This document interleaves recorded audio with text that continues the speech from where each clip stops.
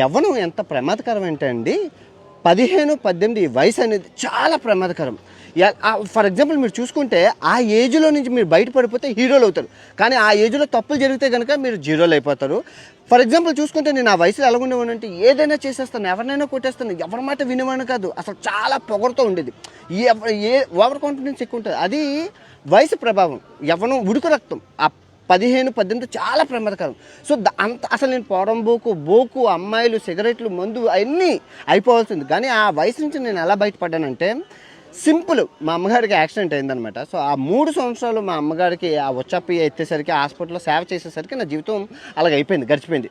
So మీకేం చెప్తానంటే ఆ వయసు గల వాళ్ళు మీ ఫ్యామిలీలోని మీ పిల్లలు, మీ అక్క చెల్లెలు, తమ్ముళ్ళు గట్టా ఉంటారు. సో వాళ్ళకి మీరు హ్యాండిల్ విత్ కేర్, చాలా ఉల్లి పొర లాంటి సున్నితంగా హ్యాండిల్ చేయాలి. వాళ్ళతో ఎక్కువసేపు మాట్లాడాలి, టైం స్పెండ్ చేయాలి.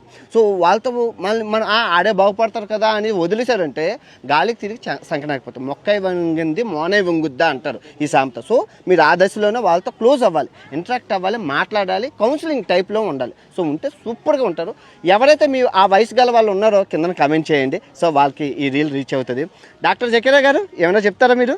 100% right. ఎవరు? ఆటగాడు? Yes. ఆటగాడు 100% right. Thank you so much Zakira. Bye.